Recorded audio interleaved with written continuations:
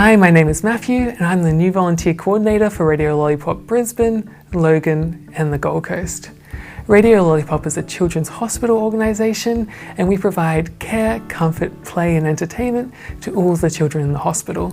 We do this via our radio station that's actually based inside the hospital, our dedicated play spaces and our trolleys which we take up to the wards. One of the most important things when onboarding volunteers to your organisation is communication. Having that open line with your potential volunteers and current volunteers can help actually decrease your workload. So when I'm personally recruiting volunteers, I like to publish a timeline just so everyone that's trying to onboard knows exactly how long the process is approximately going to take and when they can expect to hear from me. I find that also cuts down on the number of inquiries that I get that I have to respond to because people know that, hey, I'm not expecting an outcome for about another week, so then they don't send an email going, hey, when will I hear kind of thing. It also helps to ease things over if, for example, something doesn't go as you expect. Perhaps you can't get outcomes out when you had published and they're going to go out like a week later. So just reaching out to your volunteers and be like, hey, I'm very sorry, I know we said this date, but unfortunately something's happened and we have to push it back. Again, most of the time, these people interested in your organisation, they're going to understand and they're just going to be happy to hear from you. When we go about recruiting volunteers at Radio Lollipop, we like to have a really clear position description that we can put out so that potential volunteers can read that and have an idea of what we actually expect from our volunteers. Since the process of onboarding of Radio Lollipop can take a couple of months, it's important to make sure that the volunteers know what they're getting into from the very beginning, because the worst thing we'd like to do is waste their time. And of course, since we are all volunteers as well, we don't particularly want to waste our time as well. So just being open with the types of roles that you have, the types of roles and responsibilities that your volunteers will be doing, really makes all the difference for getting the right types of people that you want for your organisation and also just helping them understand what's coming next. Since we are volunteering in a hospital, we have a lot of hurdles that we have to overcome to get new people into the hospital to start volunteering with our organisation. One of the things I like to do, just to make sure things don't drag out too long, is to get the ball rolling from day dot. So after people have finished their interviews, they've found out that they're successful, I like to send out a congratulations email. And then after that, after they've had some time to digest and respond to their offer, I like to send out a big scary email that outlines all of the next steps.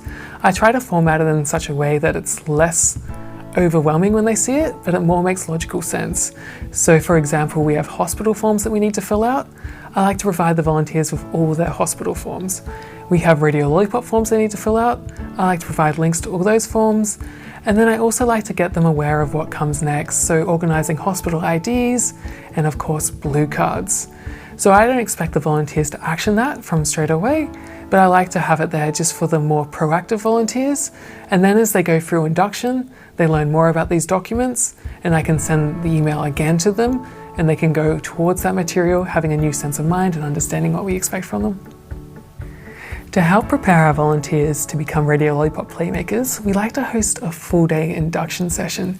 So at that session, the volunteers get to meet each other, they get to meet their potential teams, and they also get to have some fun. We teach them craft ideas, game ideas, we talk about potential situations or scenarios they may face in the hospital, and we also talk about some of the less fun situations they may experience. With that as well, we also introduce the idea of a probationary period. So during that period, the volunteer has 6 months to go, hey, maybe this experience isn't exactly what I was looking for. And then they can talk to us, but we're more than happy to work with them to find a more suitable position. For example, we've had people that have come on that found that they didn't exactly like visiting children in hospital, but they were absolutely amazing at creating educational materials. So they help us plan our training days and help create fun experiences for our volunteers. So there's other ways to help our organisation.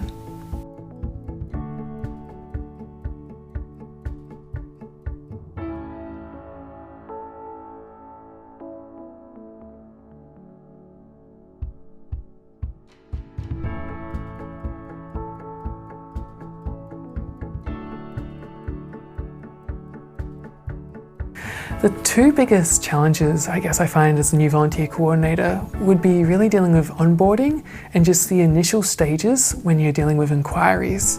So with onboarding, Since it is such a drawn out process with hospital forms, Radio Lollipop forms, trainings, and security clearance as well, such as blue cards and IDs, it's just staying on top of the volunteers to make sure that they actually return the forms in a timely manner. If I don't continue to follow up with them, there's a chance that I could lose them, which of course would be a waste of their time and a waste of my time. So I like to just check in every couple of weeks and go, hey, how are you going with that? Have you had a chance to get your vaccinations, kind of thing? Just so they still feel like they have a direct line of contact with me. They can tell me any concerns or queries, questions they have, and I can also check in on them and make sure everything's tracking okay. For the second concern, or I guess the second challenge, would be in the initial stages when you're putting out your expressions of interest and you get a flood of interested people. Trying to funnel that down into potential volunteers that would be a good fit for the organisation. So one of the strategies that I found is very effective for that is hosting information evenings. So I've moved my information evenings to be digital just to help with accessibility so people can attend from home, they don't need to go to a certain location, and they can hear all about Radio Lollipop in an hour. From there, they're more informed to go, yeah, this is an organisation that I'd like to give my time to, or else they can go, yeah, perhaps this isn't the opportunity for me, and then go on their way. As new volunteer coordinator for Radio Lollipop, there's a lot of things I need to keep track of to make sure that our volunteers onboard smoothly. So I need to keep track of who's returned what documents, how far through the onboarding process they are, and then at the very beginning as well, who's actually inquired and who is interested in our opportunities. And that's where a website like FreddyMatch can really help us. With FreddyMatch, Radio Lollipop is able to advertise to a new audience of potential volunteers, and I'm also extremely excited to announce that I'm helping FreddyMatch to build an organisation dashboard to help manage the onboarding process, to help streamline things and make things a lot easier for new volunteer coordinators like myself.